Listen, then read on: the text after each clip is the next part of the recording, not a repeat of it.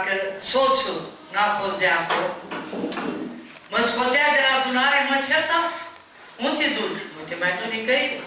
Nu dau voie să te pune. Vineam acasă, mă plângeam. Lasă-mă, măi, că eu mă pocăiesc. Nu, și nu. Când m-a văzut așa, m-a lăsat. Ea ca Domnul mă iubește copalul mare. Eu nu știu câți ani am stat la pat, bolnav. Nu puteam să merg nicăieri, chiar dacă mergeam, stăteam în mașină, ba plângeam, hai mai repede, fugă acasă, că mirăm, nu pot să dau în picioare. Fugeam. El, haide să merg, dar merg, când ajungeam acasă, vineau copiii, mă luau sub soară, mă puneam în pat. Într-un timp nu mai puteam să merg câteva pași. Amețam, criză de inimă, leșinam, stădeam mai mult moartă. Nu mai puteam, nu mai rezistam. Noaptea era la mine, țipam în gura mare, am 3-4 ani, care am strigat zi și noapte și pe ceas de minut. Ia-mă, Doamne! Ia-mă, Doamne, că nu mai pot.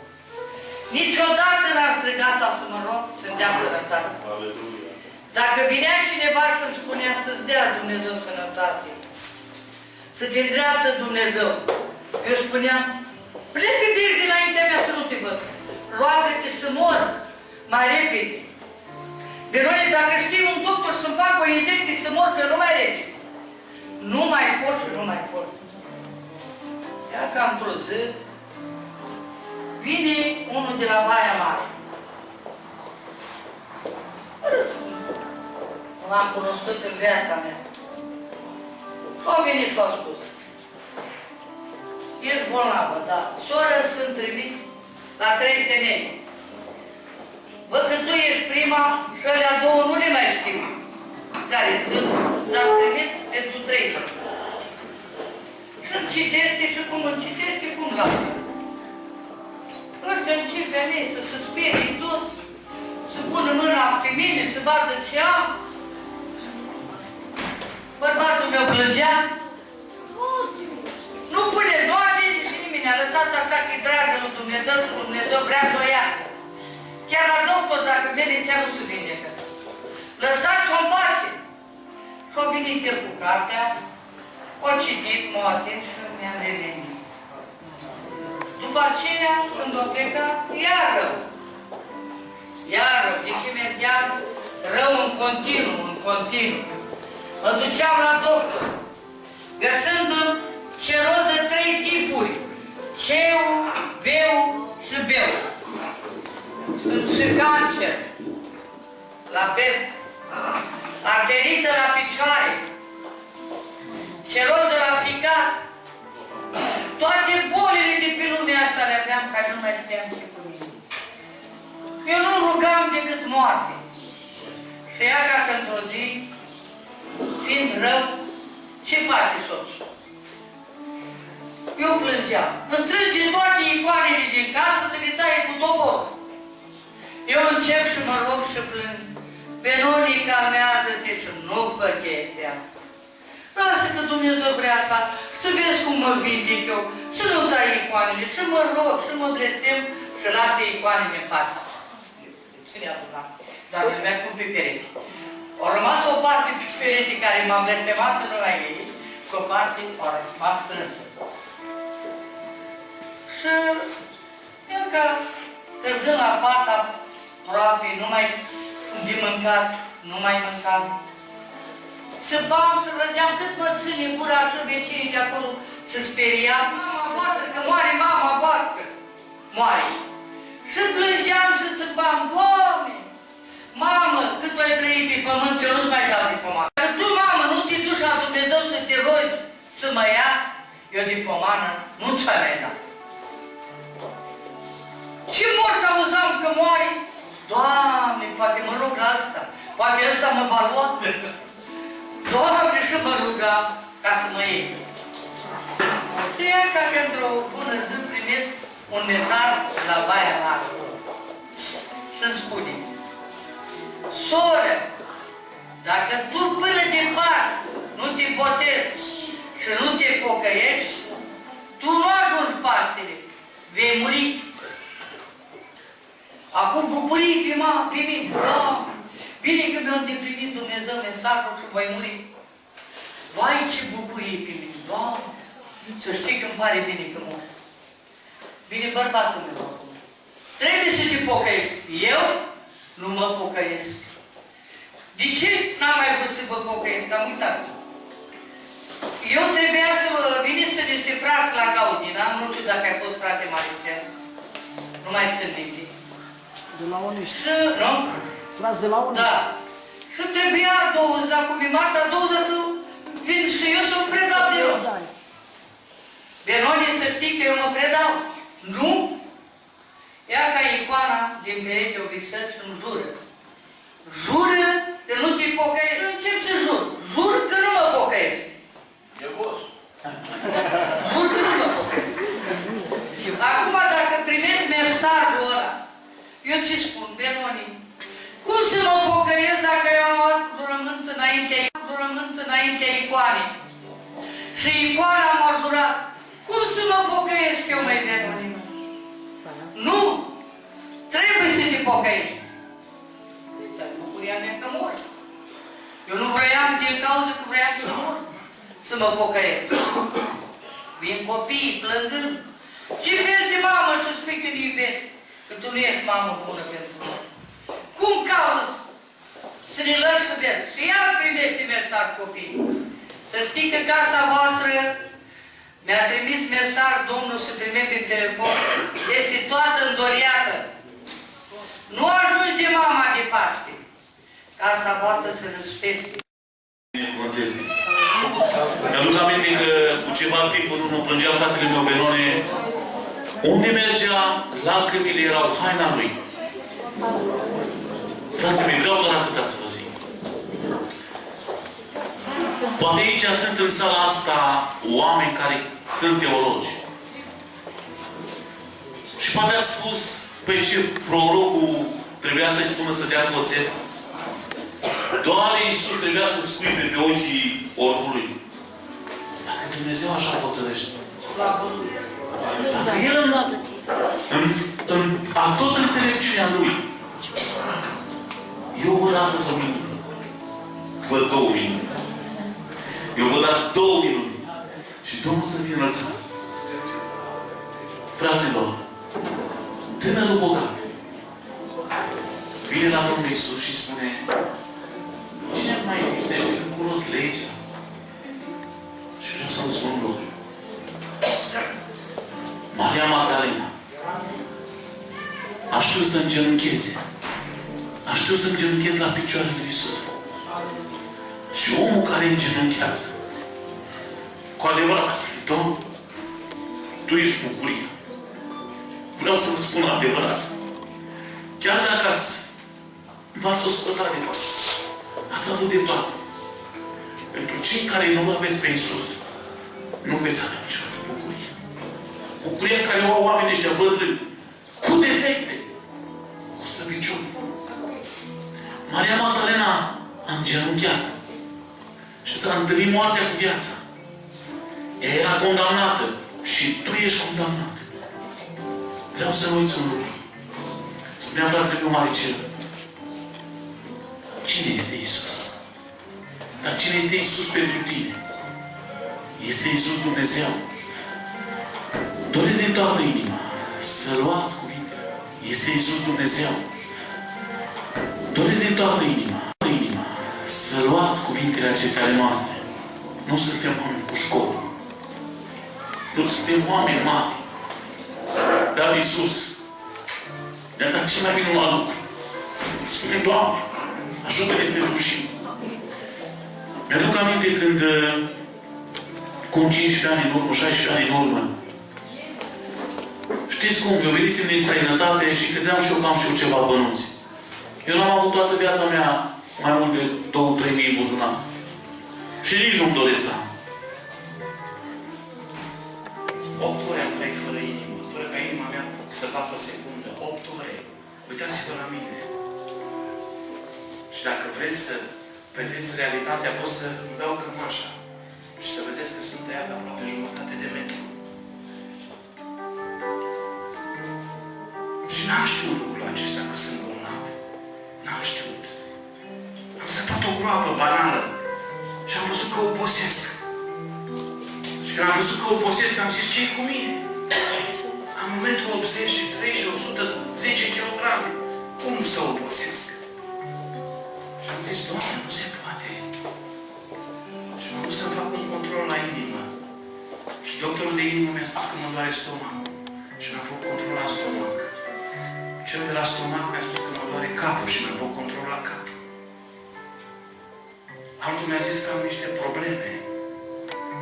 Și la un moment dat a venit unul și mi-a zis, du-te la Iași. Și m-am dus la Iași. Și am ajuns acolo. Și m-am întins pe o masă și mi-am făcut o investigație la inimă. Cu o cameră video mi-a fost băgată până la inimă. Și după ce mi-am scos camera video, doctorul mi-a zis, mai poți să trăiești o săptămână. Sau 2. Și m-a întrebat dacă am copii acasă. Și i-a spus că am. Și atunci a căutat să mă îmbuneze. Și să-mi spună, s-ar putea să trăiești 1 an. Dar trebuie să te operezi cât de repede. Și m-am operat. Și știți care a fost minunea? Pentru că Dumnezeu face minuni. Știți care a fost minunea? Că din momentul acela am început să conștientizez că viața mea se scurge așa. Se duce. Și m-am uitat pe internet și am văzut ce înseamnă o operație la inimă și am zis, wow! Și m-am dus și m-am operat. Și înainte ca să mă operez, mi-am zis la toți frații mei să se roage pentru mine.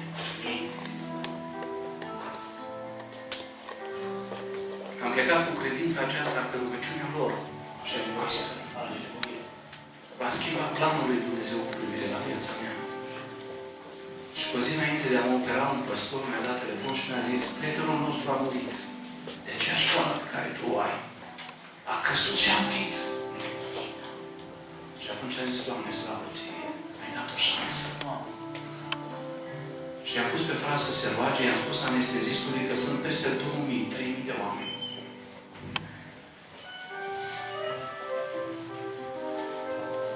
Care se roagă pentru mine și pentru mâna lui.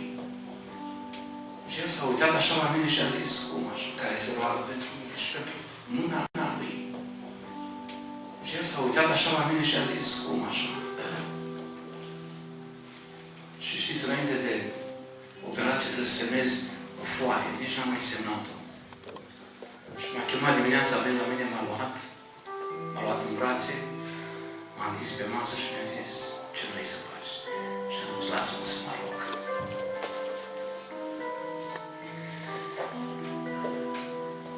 Mi-a zis, 3 oameni în America operează, ceea ce tu ai și 7 în Europa. 3 medici în America operează, ceea ce am avut eu și 7 în Europa, atât. Și el a venit din America atunci și a spus, când vin din America te operezi primul pe tine. Și așa am făcut. M-am întins pe masă, m-a tăiat, m-a operat, mi-a scos inima, mi-a rezolvat toate problemele. Și știți ce este important la operație de inimă? Să-ți pornească inima. Și doctorul a luat inima și mi-a pus-o la loc. Și a pornit singur. Ați auzit? Și a zis, wow! Și a ieșit afară. Și a început să se plimbe pe culoar. Și după un timp s-a întâlnit cu soția mea. Știți ce i-a spus prima oară? Și la 3 prieteni care au venit și au plătit operația. Știți ce a spus prima oară? I-a pornit inima fără să-i fac nimic. Slavă Domnului! Știți cum s-a uitat toți la mine? Ca un om care i-a pornit inima fără ca el să-i facă nimic. Viața este în mâna lui Dumnezeu, viața noastră. De-aia ți-am spus că nu ești sigur pe ziua de mâine. Ai venit aici să te bucuri împreună cu ei, ok, și eu am venit la lucrul acesta. Dar mai mare decât bucuria aceasta de a sta împreună cu ei este sufletul tău. Problema lui Dumnezeu nu este a lor e rezolvată. din moment în moment îl vom băga în apă și cerul întreg se va bucura. Că un păcătos se întoarce, fratele meu, și ești așa de stabil pe ceea ce ești. Și știi să te argumentezi așa de bine și să vorbești despre sufletul tău așa de bine și știi să spui că nu sunt păcătos, eu n-am făcut rău nimănui. Dar te-ai născut în păcat și fără de lege. Și păcatul în care ne-am născut aduce moartea și moartea aduce despărțirea de Dumnezeu pentru eternitate. Și Dumnezeu ne cheamă la sine, veniți toți cei trudiți și împovărați și eu vă voi da o dignă pentru ce? Pentru trup, pentru sufletul vostru. O dignă pentru trup ți-ai găsit, că de seară îți vei pleca capul în așternutul tău și te vei culca. Dar sufletul tău când se vei odihni? Când te vei închina Domnului și vei spune, Doamne, sunt un păcătos. Doamne, nu știu dacă mâine mai pot să respir. Dar dacă mor, unde mă duc, Doamne, mă duc în iad. Și Domnul Iisus se apropie de Bartimeu și îi spune, Bartimei, ce vrei să-ți fac? Și el răspunde, Rabuni, 800 de boli. Dar știți care e cea mai grea boală a inimii? Să stai aici și să-L auzi pe Dumnezeu cum vorbește și să-L auzi pe Iisus cum îți spune, vino. Și tu să respingi. Omule, eu nu am putere. Fratele meu nu are putere. Nimeni de aici nu are putere. Dacă sta în puterea noastră, poate ar fi nedrepți. Dar Iisus e drept pentru tine astăzi. Și te roagă astăzi. Vino la El. Vino la Iisus. Este singura ta soluție. Nu dau cu picior. Vreau să fac și o singură chemare. Nu în puterea mea. În puterea celuia care a murit și a înviat. Nu-ți sta pe gânduri astăzi. Nu sta răspândit de cruce. Ziua este aproape să ducă. Va veni un timp când totul este goană după vânt. Zadarnic. Astăzi este ziua ta. Vreau să fii atent ce zic. Nu eu îți fac chemare. Iisus Hristos să-mi țin de mână. Mâna lui găurită. Spune, te chem. Vrea cineva astăzi să dea la o parte rușinea, împetrirea. Spune, Doamne, eu prin mine însă nu mă pot pocăi, dar ajută-mă Tu. Toți oamenii care au venit la Iisus au venit și au spus, Doamne, fie-ți milă, orbul, leprosul, toți paralizații.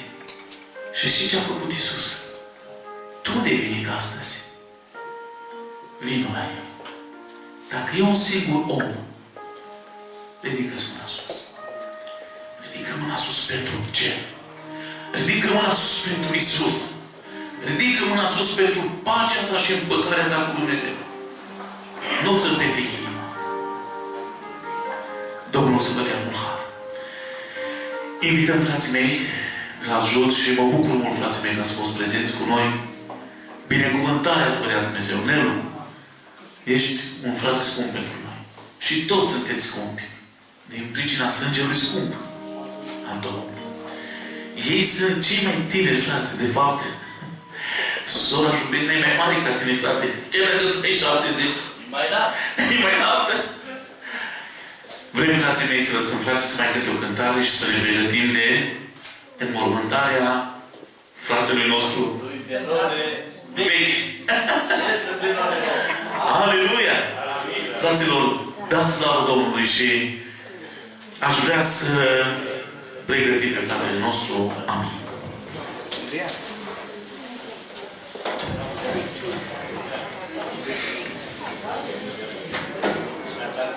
Fraților, eu 50 de ani am fost încătușat din diavol.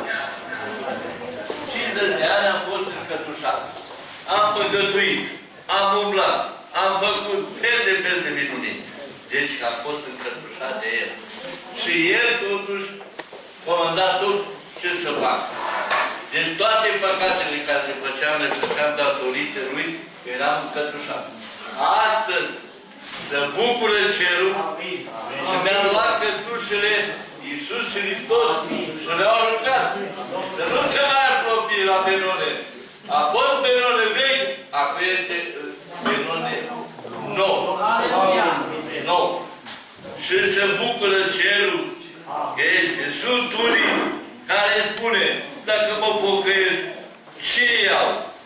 Ce îmi dă Dumnezeu? Ăla încă încătușat de deavă. Iar eu am răspuns așa. Mă, nu mai spune treaba asta. Brăbile au hamar? Nu. Cine le poartă rânduiala? Iisus Hristos. Amin. Iisus Hristos. Dar atunci noi de ce ne vădăm? Că ce face mâine? E cel mai mare păcat. Să spui ce mănânc mâine? Să duci grija că ce Dumnezeu este cu adevărat și poartă grijă la fiecare. Amin. De ce? Ați văzut furnicuța aia care merge pe pământ și îți dă simțul ăla Dumnezeu și îți spui așa, te oprești, nu cazi. De ce? Oare cine îți dă simțul ăla, fraților? Nu Dumnezeu. Amin. Și de asta m-am hotărât, cu data de astăzi, benone a ieșit din lumea care a fost murdală, care a fost numai de păcate și m-am dat în lumea care trebuie să mă duc. Să-mi caut locul meu de veci